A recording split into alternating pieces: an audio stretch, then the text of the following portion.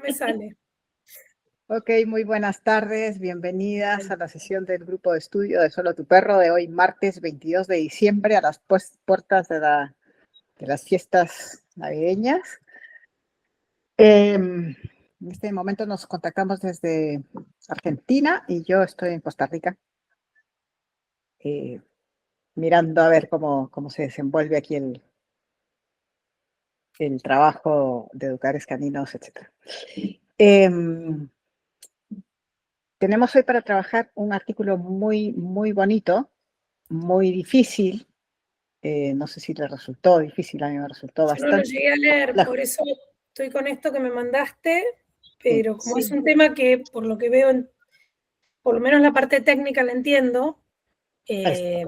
Entonces, déjame primero hacer una pequeña presentación, si quieres, y luego ya abrimos la conversación. Sí, En castellano, el título sería Diferencias en el comportamiento altamente heredables y funcionalmente relevantes en el comportamiento de los perros, ¿no? Entonces, es un estudio que da fundamento a un trabajo que hemos que he estudiado acá, aquel de genética, recuerdan, de los linajes, que hablamos de los linajes, donde uno de los investigadores era Serpel. sí. Entonces, en este texto, en este artículo, que es del 2019, 3 años antes del que nosotros estudiamos, también aparece Serpel al final, sobre todo, bueno, trabajó en el proyecto, pero recuerden que Serpel es el que tiene el manejo de la base de datos del CIVARC. Sí. Entonces, lo que hacen en este trabajo es cruzar esa tremenda base de datos del CIVARC con una base genética, una base de genética sobre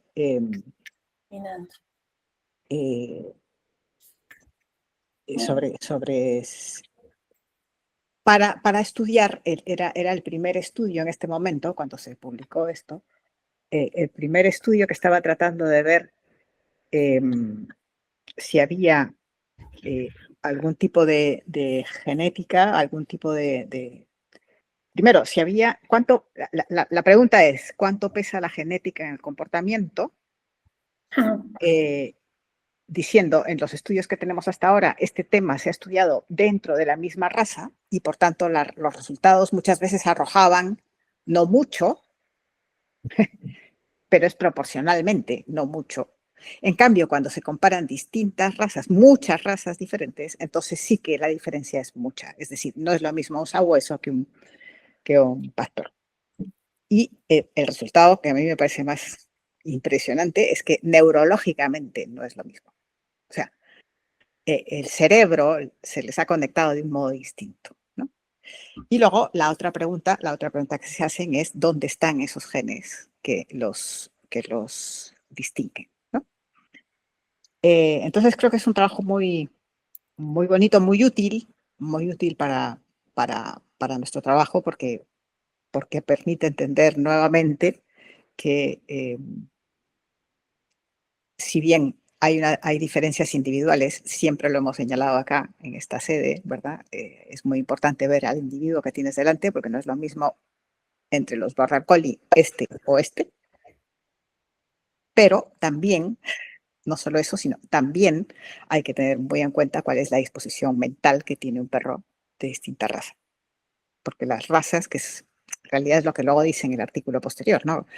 Estos linajes, estas razas que tenemos hoy están construidas sobre linajes que fueron los que al origen de la codomesticación fueron esos trabajos funcionales, esas funcionalidades que tenían los perros cuando empezaron a juntarse con los humanos, ¿no?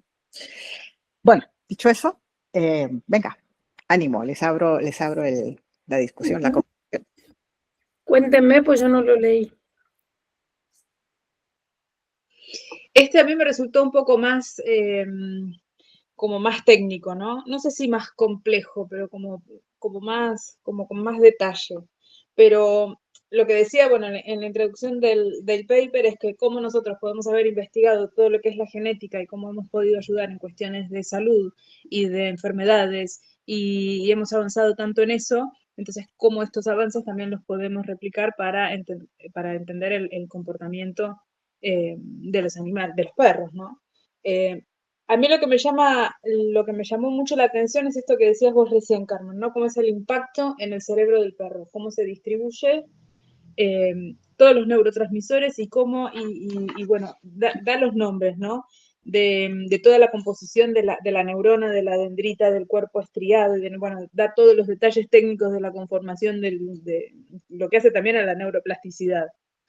Entonces, cómo es que lo fascinante, ¿no? De todos estos años de coevolución y de evolución han hecho que, en definitiva, sea, o sea, un mundo lleno de un montón de información que cuando estamos en el sillón con el pochoclo y mirando una película con mi perro, sale de todo esto que nosotros estamos leyendo acá, ¿no? Eso es una cosa fascinante, pero además también y también hace la comparación con los humanos. No es solamente las diferencias de razas, sino también cómo, por ejemplo, en el tema de agresión, de energía, de miedos, o de qué tan trainability, dice, ¿no? Qué tan apto para entrenar. Entrenable. Entrenable, claro, exacto. O sea, el perro también está relacionado con todo lo que son los comportamientos de los humanos también.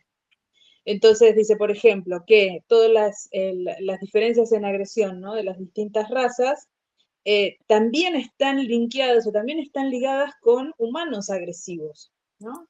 Entonces, no es solamente la genética en sí y cuál es el genotipo que se transmite, sino además el entorno con el humano en el que vive, con el que vive. Entonces, es como un conjunto de un montón de variables que en definitiva sí terminan afectando el sistema neuronal y el sistema del cerebro del perro, porque entonces se va conformando distinto. No es lo mismo, o sea, ¿qué es lo que se espera de una raza, no? X raza, no importa. Se espera o se supone que va a suceder cierta cantidad de cosas con un perro X, ¿no? De una raza determinada. Ahora, para que eso suceda, tiene que tener todas sus necesidades cubiertas, tiene que tener un entorno favorable, bueno, tiene que tener un montón de cosas. Pero cuando empiezan a cambiar esas cosas, entonces ya no va a ser lo esperable. Va a ser lo que tenga asociado, va a ser la habituación que tenga, va a ser la sensibilización, va a ser su sistema de aprendizaje, va a ser lo que ve, va a ser que sea más reactivo o menos reactivo. No es lo mismo vivir en un ambiente en donde te motiven, en donde te estimulen, en donde te digan, sí, sos el mejor, bueno, no importa, probá de nuevo, o lo que sea, a que te digan, sos un desastre, no servís para nada, te portás mal todo el tiempo. Entonces, bueno, es un conjunto, como decimos siempre, ¿no? No es solamente la genética, no es solamente la etiqueta de es Terranova, entonces le tiene que gustar el agua. Porque capaz que al cachorro lo agarraron de chiquito y dijeron, le gusta el agua, lo revolearon a la pileta, ¿no? Típico. Y el perro ese no va a querer entrar al agua nunca más en su vida. O por lo menos le va a costar mucho más cambiar esa valencia negativa que tiene el agua para tener ganas de meterse y no mirarte como diciendo, no me vas a tirar, ¿no? Entonces, eso es lo bueno también. Y en cuanto, bueno, a estas características, ¿no? De la energía decía lo mismo. Y fíjense que cuando habla de las diferencias de las razas en cuanto a la energía, también habla de el ritmo cardíaco, cuánto duerme al día y cuánto duermen los humanos. O sea, para mí es una cosa como fantástica. No sé qué piensan ustedes. Sí, yo sin haberlo leído, reconozco. No, es que no llegaba, no había forma de que llegara. Sin haberlo leído, lo que está contando Pri, o sea, primero volver a lo que decimos siempre de qué responsabilidad gigante tenemos los humanos, ¿no? En todo este cuento y en cómo va a ser nuestro perro o el perro con el que trabajemos. Me llamó la atención esto del que para que se exprese todo ese potencial genético, obviamente tienen que estar las condiciones dadas. Y que todo ese potencial genético también nos da una mucho mayor predecibilidad de lo que va a ser ese perro de lo que teníamos históricamente en la cabeza. Históricamente, los últimos años, porque antes se creía que era todo genética. Después pasamos a echarle la culpa a que solo era el 30% genética, y ahora de vuelta podemos ver con esto que el peso de la genética ya es mucho mayor y que la responsabilidad de que esa genética se exprese también está en ese entorno en el que se va a desarrollar ese animal. De donde volvemos a tener que,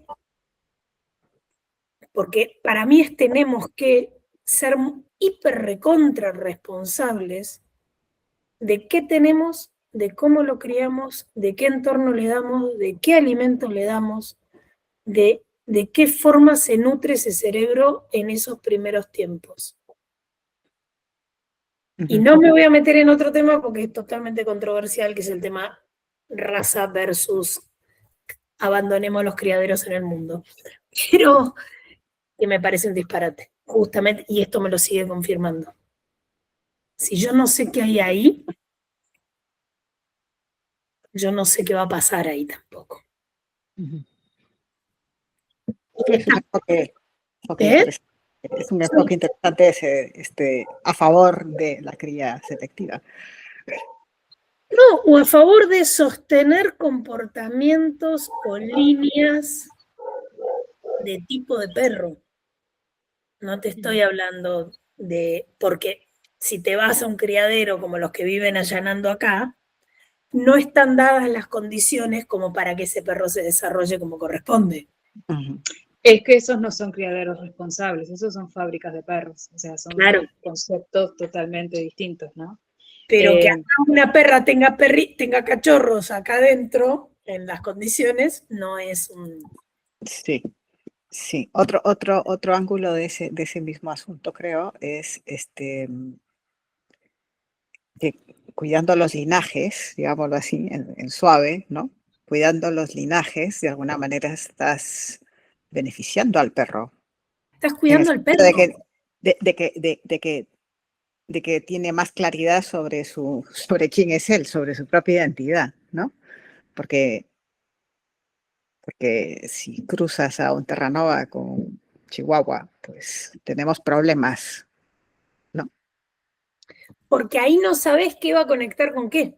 Lo que Claro. hablaban de las conexiones neurológicas y del desarrollo neuronal de ese cerebro, no sabes en el crossover que hay genético cuando se une óvulo con espermatozoide, no sabes cuál es el que va a expresarse.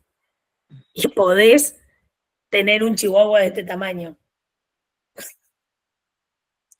Sí, sí. Yo estoy pensando...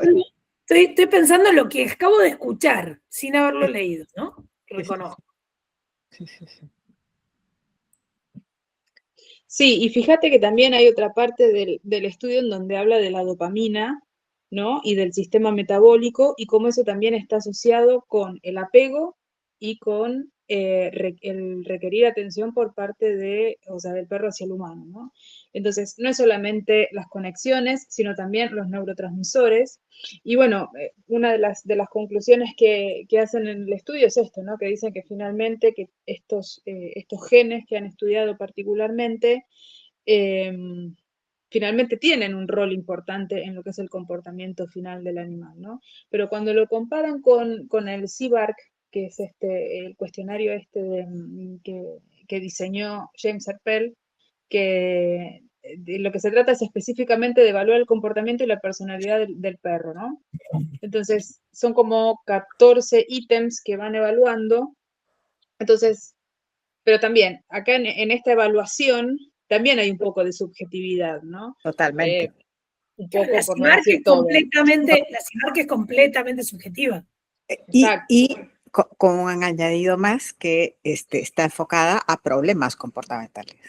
Exacto. Porque en realidad... Lo que se entiende desde el punto de vista humano como un problema comportamental. Por ejemplo, lo que percibe el humano que es un problema en su perro. Que en realidad ladra mucho no es un problema. Qué suerte que Meet filtra. Ahí están los tuyos. Claro, claro, sí, sí, yo creo que La siempre genética llegamos a salchicha. ese punto de subjetividad porque somos nosotros humanos quienes estamos catalogando a unos perros que nunca han dicho, nunca han contestado un cuestionario, ¿no? O sea, es lo que vemos nosotros. Sí, exacto. Entonces ahí también es donde, bueno, capaz que se pierde un poco el objetivo, ¿no? O sea, yo no sé si hubiese comparado la genética pura con, con algo tan subjetivo como es una evaluación de un humano. Es O sea, que si el punto que tienen en positivo, por lo menos tal como yo lo entendí, es que lo sí. que están haciendo es un promedio, ¿no? Entonces, Sí, como es una base tan amplia de ujú. número de perros, ¿no? Sí, porque la muestra es enorme. 14.000 perros, o sea, de Exactamente. 101 razas diferentes, ¿no? Entonces, lo que 101. hacen son promedios, entonces están cruzando Tan promedios. representativa esa muestra, es hiper representativa. Sí. Porque ese N no existe. O sea, a nivel perro, no lo hemos visto nunca, creo. Claro, No, 5.697. No, No, no. pero la base de la CIVARC es de 14.000. ¿Cuánto era? Sí, 14.000. Sí, sí, 14.000. Y de 101 razas, como decía Carmen. Sí, sí, tiene un rango súper, súper amplio. No sé si hay otro estudio con esa N o Lo con que ese base tan lo que grande. te da una precisión enorme. O sea, al ser tan grande, se hace mucho más preciso. Exactamente. y Bueno, fíjate que en la figura 1, donde están todas las evaluaciones, los que quedan fuera del rango son muy pocos en realidad. Está todos como más alineado, ¿no? Espera que voy a ver si puedo encontrar el artículo. te lo mando si quieres. Mándamelo, please.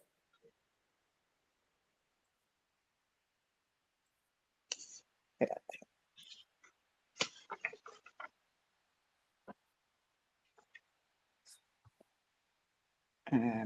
Minuto 19, dijimos. No puede hacer tanto calor. Aquí está, ahí te va.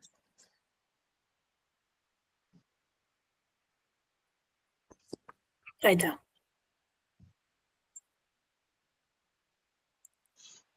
Espera que me lo abra. Sí, este estudio usa muchos modelos de simulación, ¿no? Y como mucha estadística, mucha cosa técnica, Mucho. que eso también le da como otra precisión, ¿no? Y limpian, por lo que yo entiendo, yo sin saber Sí, nada de estadística, limpian mucho las cifras, ¿no? O sea, Es que ese N ya te limpia. Con ese N van sacando posibles cosas turbias, ¿no? es un N sí. tan grande que te limpia todo. La misma, porque achicás mucho la variabilidad. Ujú. Sí, sí, y utilizan también distintos modelos para ir como procesando todos estos datos y en donde van haciendo, o sea, estos rangos de precisión, ¿no? Van siendo como cada vez Voy a ver el más chicos. teléfono, la compu no me lo baja más. Tengo aquí una explicación bastante sencilla sobre el método. Si quieren se los leo. Sí, Todo esto dale. lo he trabajado con mi amiga, en Tu este amigo caso, Notebook. trabajé en sí, LM. Dice, en lugar de tomar nuevas muestras, utilizaron dos bases de datos gigantes que ya existían.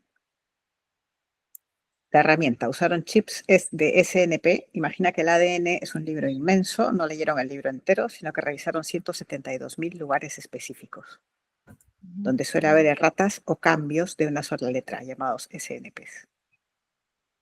Y luego la otra cruce es el cálculo de parentesco, matriz IBS, para saber qué tan relacionada está una raza con la otra, por ejemplo, un Golden Retriever con un labrador. Calcularon una matriz de identidad por estado, IBS. Es como un árbol genealógico matemático. Compararon las listas de ratas SNP de todos los perros. Si dos razas comparten muchas de las mismas erratas, son parientes cercanos. Y lo que ellos llaman el truco del promedio, como no tenían el comportamiento de estos perros específicos, porque no tenemos la genética de los perros del CIVARC. Claro. Claro, exacto. Son dos en bases de datos datos diferentes. distintas. Entonces calcularon el genotipo promedio para cada raza, es decir, crearon un perro virtual promedio que representa el ADN típico de un boxer, de un caniche, etc. Claro. Pero como dices tú, lo que pasa es que la base es tan grande que suponemos que la parte estadística nos da fiabilidad, ¿no? Cuanto más grande es la base, más fiable es el resultado. Porque sacás las puntas, pero tenés, si vos te fijás acá, no sé si es de eso, pero las curvas, o si ves, por ejemplo, acá en la figura, vi una figura recién de las de variabilidad. ¿La figura 2? La 1 misma. No, la 2 es por genética, por genes, pero la 1, vos ves el A ver, círculo, en la figura sí, 1, sí, el círculo es el promedio sí. de cada una de esos ítems. Ujú. Y a dónde va la raya de una punta a la otra es cuál fue la variabilidad que había dentro de ese ítem. Pero el promedio es el círculo. Por eso, si vos te fijas, hay círculos que están más hacia un lado y círculos que están más hacia el otro. Y cuando vos ves en la figura 2 las campanas de Gauss, ves algunas que tienen bastante mayor dispersión que otras, pero al ser tanta la variabilidad, fíjate que es de una variabilidad de 0 a 0,15, es la nada. Sí. Cuando vos mirás la escala, es la nada. Es hiperconcentrado. O sea, el tema de la estadística es mirar la escala siempre. Claro. Porque vos decís, pero es re ancha. Mirá en qué escala. Es la nada. O sea, es muy preciso el dato. ¿Sí?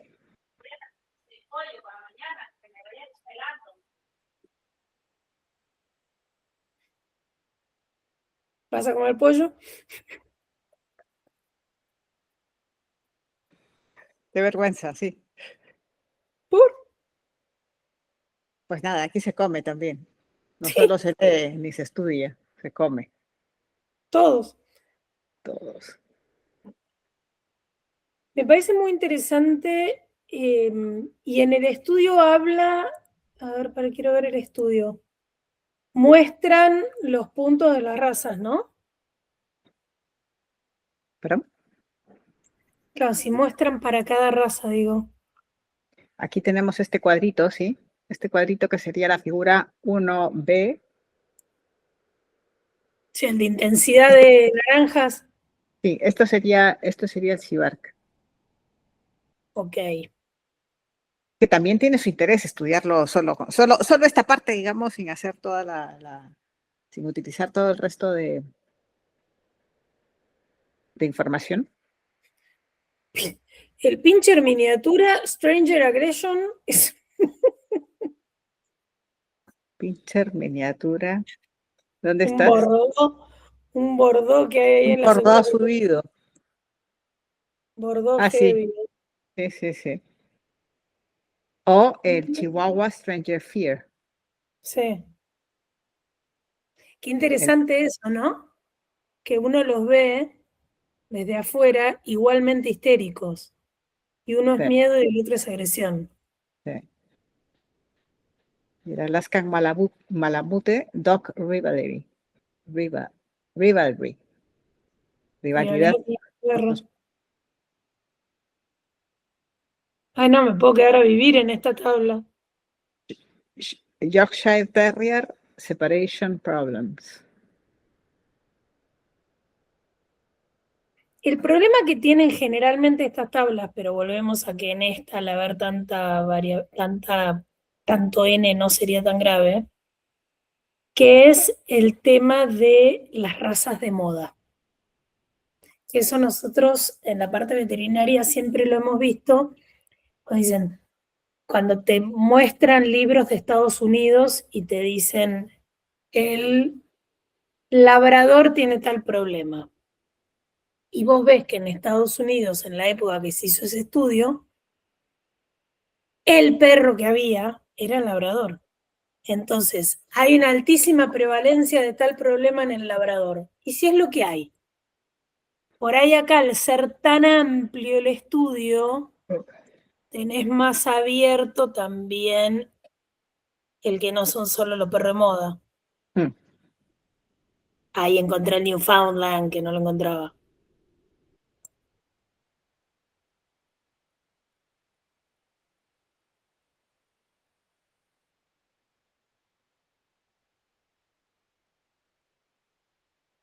Es muy interesante este, ¿eh?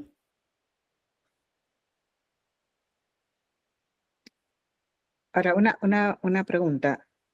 ¿Cómo se lee esto? Ah, ya sé cómo se lee. Para cada uno de los... Aunque, o sea, el rojo bordado siempre es más de lo que dice ahí, sea Más positivo, de, digamos. claro, Trainability o stranger aggression. no importa que sea, si te fuiste del naranja para arriba o si te fuiste del naranja para abajo. Ya. De donde un perro que sería promedio en todo es el que sería casi todo naranja. Ponerle un bisla, un terra, Los, uno que son medio bajo. los Bueno, belgas agresión a perros y agresión a...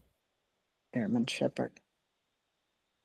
Estoy buscando, no encuentro el coli coli ni encuentro el basalchi.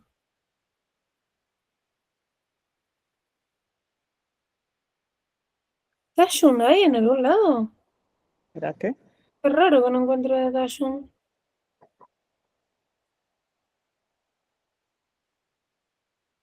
Dachshund, ahí lo encontré. ¿Dónde está? Stranger Aggression. Está cerca del Cocker, arriba, abajo del Pastor del Pirineo, del Gran Pirineo. Bueno, mira, completamente.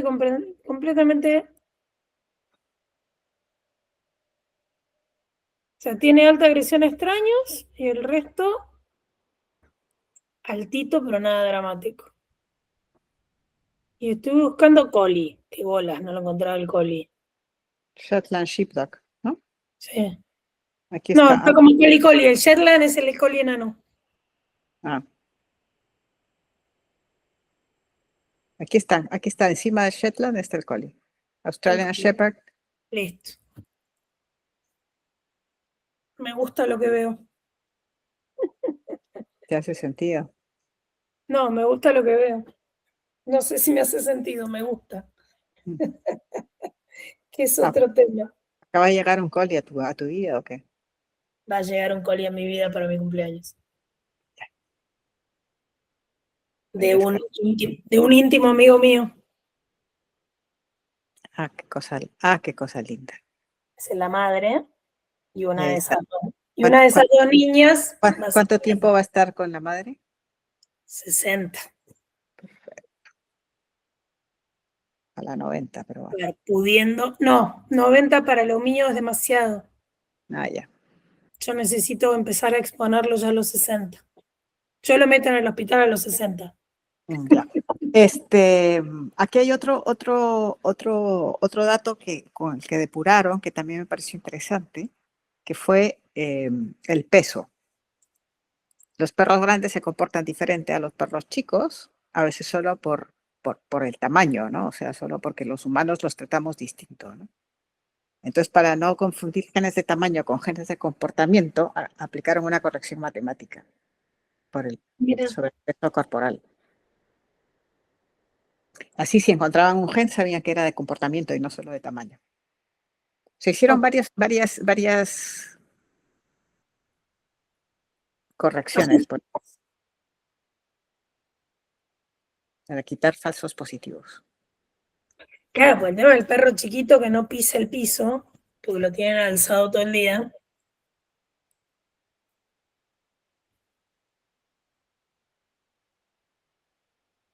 El 50% de la diferencia de comportamiento es un montón.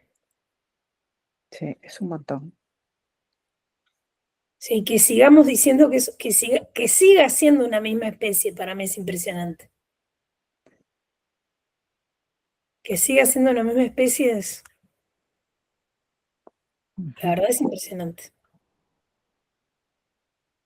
51%.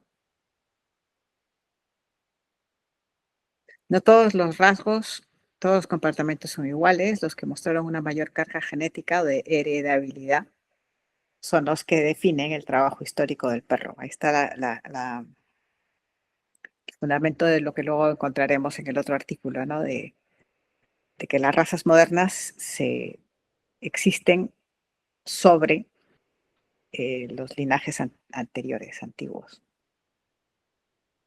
que eran los trabajos que se hacían. Cazadores, pastores,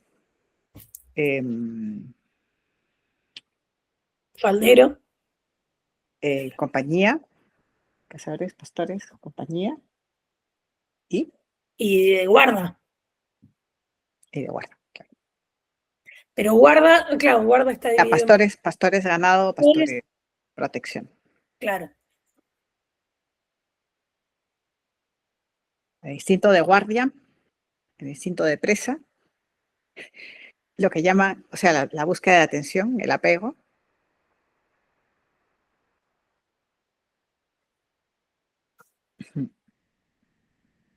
¿Y se acuerdan cuando estudiamos ese otro artículo que hablaba de los pastores que se sincronizan más con el estrés de sus humanos, ¿no?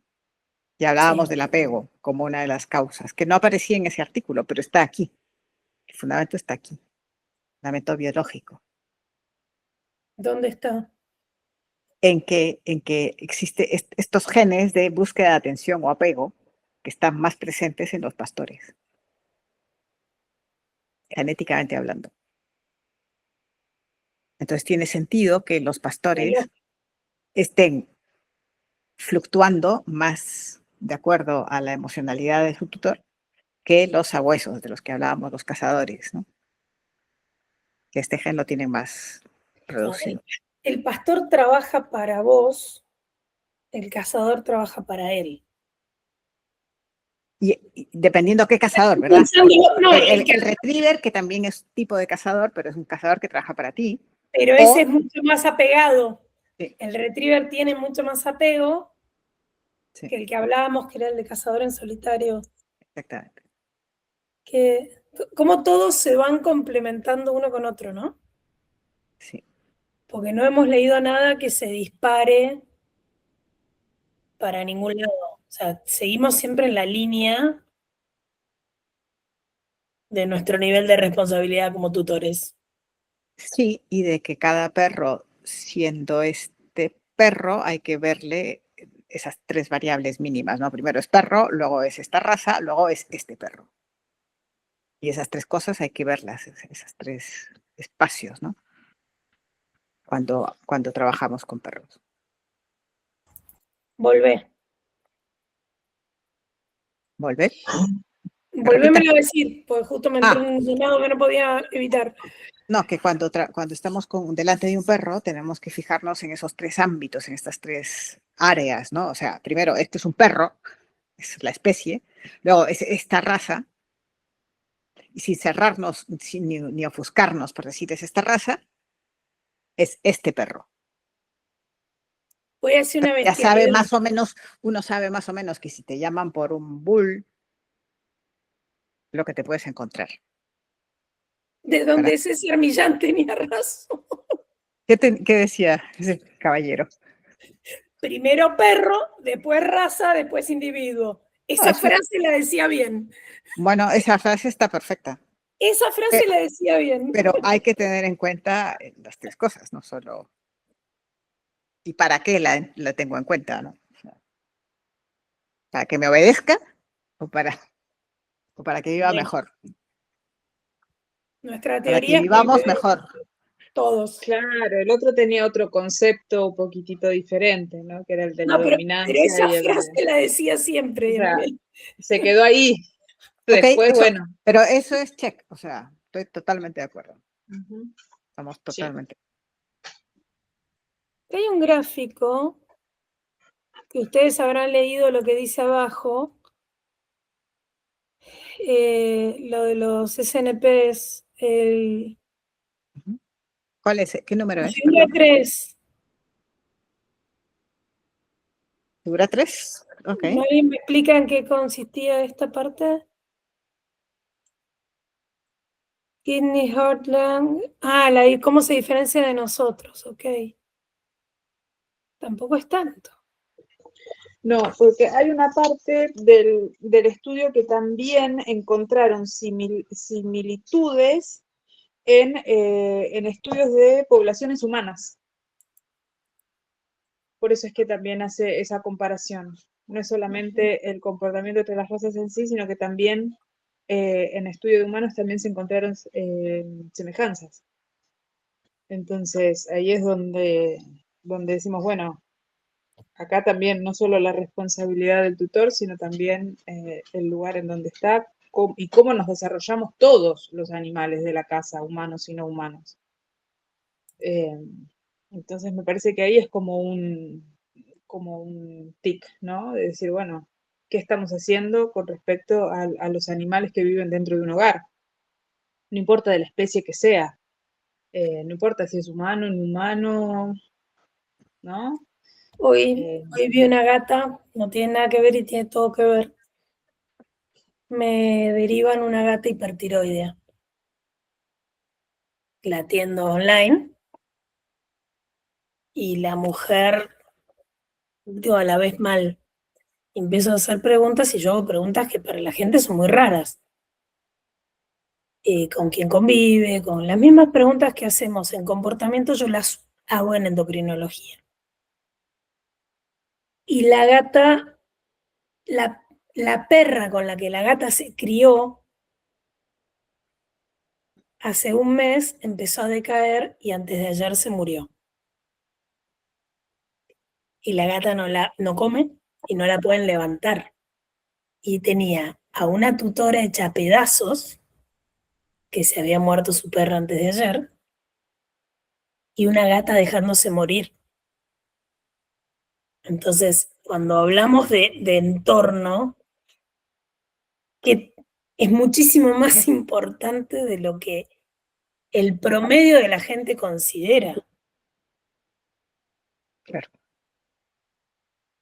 Pues si un animal se está dejando morir, pues se murió otro. Sí.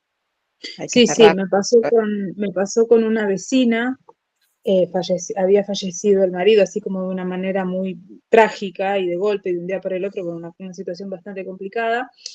Y a medida que fueron pasando los días, la señora me llama y me dice, Pri, se me está muriendo la perra. Digo, pero ¿cómo? ¿Qué le pasó? ¿Le llevaste al veterinario? Me dice, no, no, se está dejando morir. Entonces, bueno, voy a la casa, la voy a ver y qué sé yo. Se le había caído el pelo, ¿no? O sea, era un estrés, pobrecita, que no podía con su cuerpo. Y efectivamente se estaba dejando morir. Y entonces le digo, mira, vamos a hacer una cosa. Esto no es de educación canina, esto no es entrenamiento, esto es una cuestión pura emocional de shock que le produjo el no ver más a su papá, básicamente.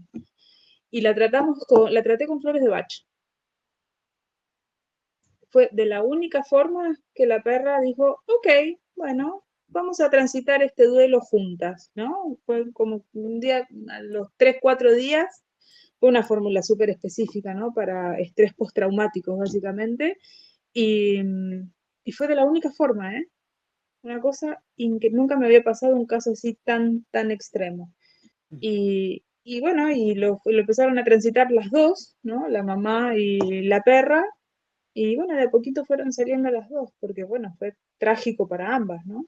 Pero es una situación así, o sea, llegás a la casa y de golpe está todo roto, todo ¿No? derrumbado, todo, viste, con una sensación espantosa que ya cuando entras a la casa ya sentís todo eso, viste, es como bastante... Pero por eso me impresiona esto de la poca bola que se le da, y en este estudio los cuatro aspectos o rasgos que notan más marcados a fuego: la entrenabilidad, la agresión a extraños, la persecución y el apego. Sí. Entonces, ¿cuánto lo desatendemos? Y está entre los rasgos más fuertes que tiene cada uno de los, o sea, entre los rasgos genéticos más fuertes que Más. ese Exacto. tipo de perro. Ujú. Pues si tenés una Akita, tenés un... Le debe importar. No, ¿sabes qué no? Me pasó con una Akita hace muchos años, cuando recién empezaba a pasear perros en Buenos Aires. Uno de los primeros que me toca es una Akita, preciosa, es una perra preciosa. Bueno, se va agrandando la manada, voy incorporando más perros y qué sé yo, y se empezó a llevar muy mal con una Border Collie. Pero la Akita cortó el vínculo conmigo de un minuto al otro. Me miró y me dijo, ¿sabes qué? Con vos no pienso pasear nunca más en mi vida. Y no salió más. La perra se plantó en la casa y dijo, no, es ella o yo. Y no hubo manera, ¿eh? Y era una perra que cuando salía con la familia iba tirando de la correa para ir al edificio donde yo vivía. Y se plantaba en la puerta del edificio donde yo vivía. Yo a la dueña, a la tutora, te soy honesta, en su momento no le creía. Digo, qué señora tan exagerada, capaz la perra justo coincidió, viste, que va para ese lado, qué sé yo. Hasta que no me mandó la foto, yo no le creía. Pero tienen esas cosas de cuando, y sobre todo las Akitas, que son como súper difíciles de armar un vínculo, y son como, ¿no? Las Akitas o los chinos japoneses en general son como más distantes. Pero fíjate, Pero eso tiene que ver con lo que con lo que manda Carmen, acá, lo que me mandaste a mí, Carmen, de lo que ya estaba procesado, que no son decisiones del perro, sino impulsos dictados por una arquitectura cerebral distinta. exacto. Neurogénesis y conexión neuronal seleccionada por ciclos de cría. O sea, la raza no es solo estética, sino una configuración cerebral distinta. Claro. Sí, sí, sí, seguro. Ya creo que no, a esta altura de la vida creo que ya no debería haber dudas, ¿no? Al respecto. Pero a ver, Está en nosotros que no haya dudas. exacto. Y en En nos- eventos trágicos, qué sé yo, no sé, mudanzas, duelos, qué sé yo, hay un montón de eventos traumáticos que el perro lo procesa de una manera totalmente diferente. O sea, cada individuo, cada perro lo procesa de una manera totalmente diferente al otro, por más que sea de la misma raza, o por más que hayan convivido siempre, o hay otros factores también a evaluar, ¿no? Ahí estamos siempre en ese vaivén, ¿verdad? Entre Ujú. cuánto pesa la raza, cuánto pesa el individuo. Sí. Y eso es lo bonito, creo yo, de este trabajo, que no nos deja descansar, digamos, no nos deja dormir, no nos deja dormirnos en los laureles. No podemos, No. ¿qué es lo que pasa con la vida, no? O sea, no podemos cuadricular la vida. Ahora, Entonces, hago una pregunta del artículo. Cuando habla de los cuellos de botella, ¿en algún momento los habla durante la Sí, domesticación original? ¿Cuáles sí, serían? sí, sí, sí, sí, habla una parte del cuello de botella y como después la selección que nosotros hacemos los humanos para seguir ¿Cuáles criando serían las los razas. primeros? ¿Cuáles serían? En la primera fase evolutiva, donde habla del cuello de botella Claro, profesional durante la domesticación original, previo exactamente, a la selección diversificadora. exactamente. Primero habla ¿Cuáles de la domesticación serían? original. No, habla primero de la domesticación original, que ahí es donde se hace el cuello de botella y después nosotros seguimos con la cría selectiva, ¿no? Es decir, bueno, a ver, ya te digo en dónde, espera.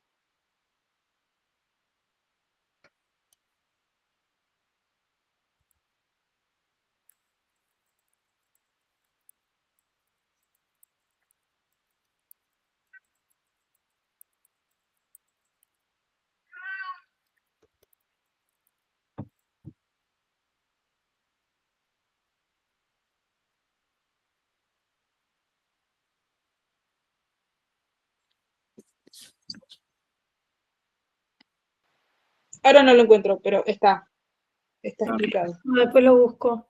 Sí, sí, sí, búscalo porque, es más, lo marqué, pero en este mismo momento no lo estoy encontrando. Es la ley de Murphy. Carmen, Vos, No, yo tampoco lo estoy encontrando. claro, ¿por qué Mientras lo encuentras, Pri, Sí. a ver si comento alguna otra parte que tenga por acá. Vale.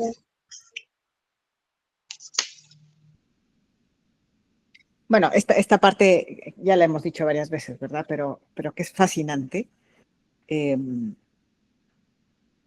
Que los genes que identificaron que hacen que las razas sean distintas son genes que están asociados, que se expresan básicamente en el cerebro, más que en otros tejidos, corazón, músculos, etc. Entonces, las razas de perros son, o sea, literalmente variantes neurológicas distintas. Siguen siendo la misma especie, pero tienen variantes neurológicas distintas. Entonces, no solo que el perro aprende distinto, un border de un sabueso, por ejemplo, sino que su cerebro es distinto. Y luego se expresará, como decías tú al inicio, Tere, de acuerdo a el entorno en el que vive, es decir, a su autogénesis, ¿no? Qué lindo. Lindo, sí. Me encanta esto de que las diferencias de comportamiento son mayoritariamente genéticas y que acá está el cuento de las cruzas, en 131 lugares dentro del ADN. O sea, por eso cuando hablan de... Yo siempre me quedé con el de Belayev en la cabeza, ¿no?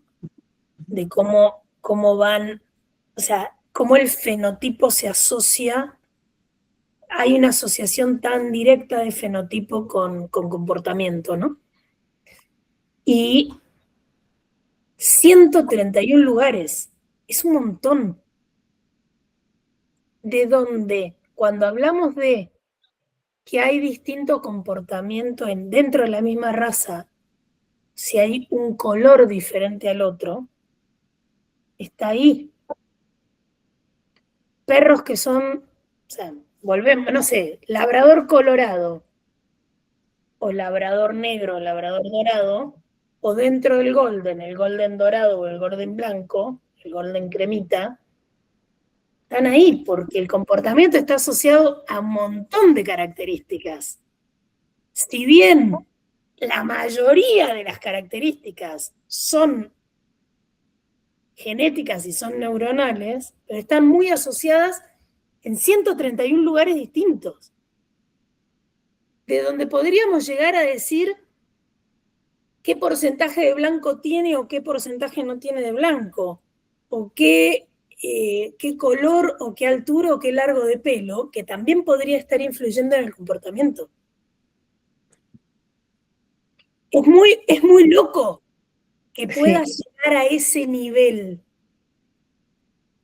He escuchado, por ejemplo, no hace mucho, que los Border Collie color Merlé tienen determinadas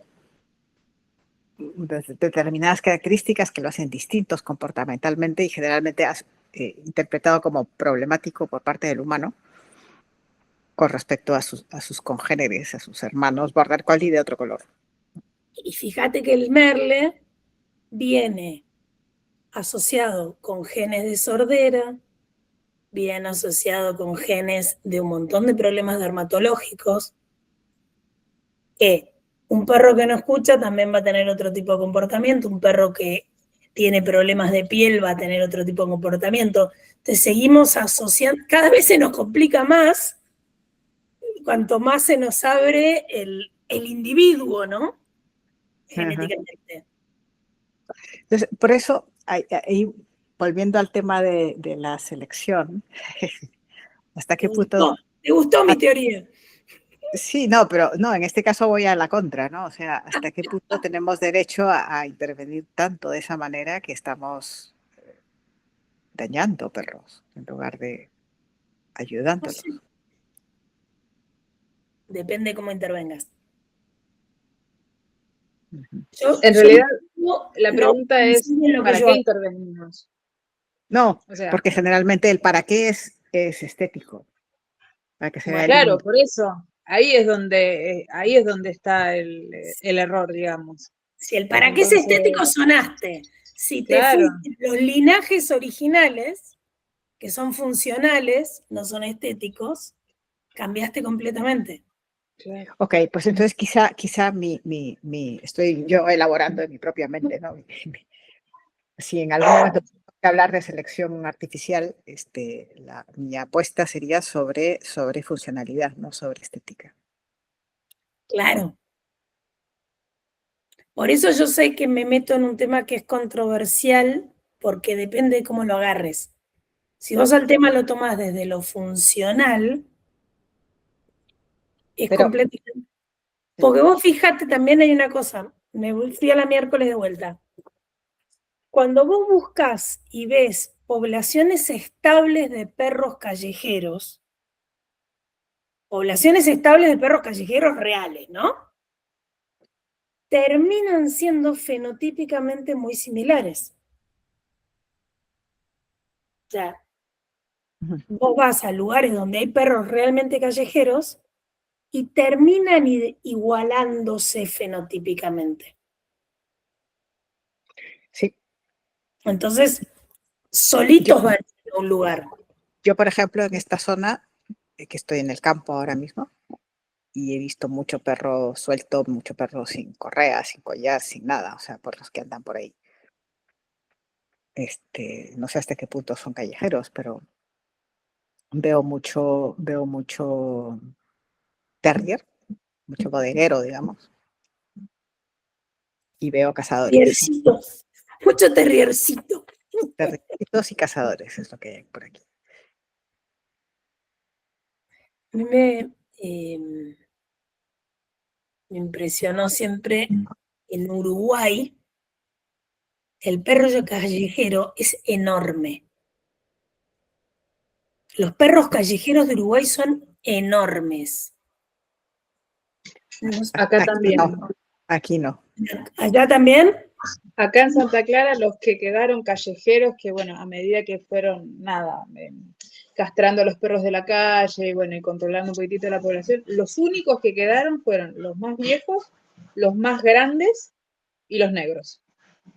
Bueno, sí. El negro también hay un sesgo, ¿no? Hay un Ujú, sesgo sí. de perro invisible. Ujú. Pero a mí eso me impresiona.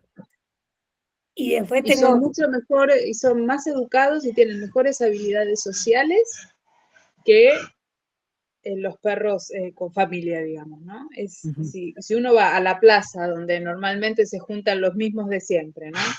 Los mismos firulais de siempre. Eh, el comportamiento es siempre el mismo. Están ahí echados, tirados, mirando. Si ven algún problema, se levantan y se van. Si hay alguno que va y que los corre, qué sé yo, siempre hay uno que le dice, para un cachito que estamos descansando, ¿no? Es como, y se manejan ¿leyeron otros el libro de niveles de Sindor energía. Pangal? ¿Cómo? ¿Leyeron el libro de Sindor Pangal? Yo No. no. Habla de eso. Habla de hay todos unos porcentajes de la cantidad del tiempo que el perro está descansando, que el perro está Sí. quieto, que el perro está durmiendo, en poblaciones estables de perros callejeros, ¿no? O de perro que está parado sin hacer nada, Ujú. altísimas habilidades sociales con humanos y con otros perros, con el entorno.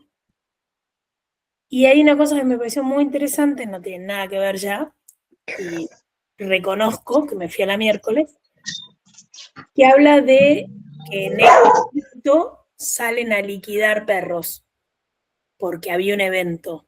En X ciudad salen a liquidar perros. Y liquidan los 200 perros de la población estable que estaba en esa zona. Al año tenían 700 perros con un montón de problemas de conducta, con perros agresivos, perros que corrían autos, perros que corrían motos. ¿Por qué? Porque el perro que estaba estable en la zona era un perro altamente socializado, con un montón de cosas, que no tenía miedo al humano, que convivía, qué sé yo. Cuando lo matan, el que se acerca era el que no estaba socializado, era el que no tenía habilidades, era el que no tenía buen comportamiento. Me parece muy interesante. Eso es uno de los peligros, digamos, de esas exterminaciones, ¿no? Que se cree, y pasa lo mismo con los humanos, que se cree que se va a descargar la población y sin embargo lo que hay es una reproducción descontrolada y Y generalmente una nefasta. relocación. Sí, sí. Pero como dices tú, nos fuimos a otro tema. Pero tenía que ver con la estabilidad genética de esas poblaciones que se van adaptando a un estilo de vida y cómo eso se unifica genéticamente. En realidad, el origen no era disparatado con respecto al artículo. No, no, no, no. Siempre tenemos algo que decir que tiene sentido. Muy bien. ¿Alguien más tiene algo por ahí que quiera comentar? Vamos.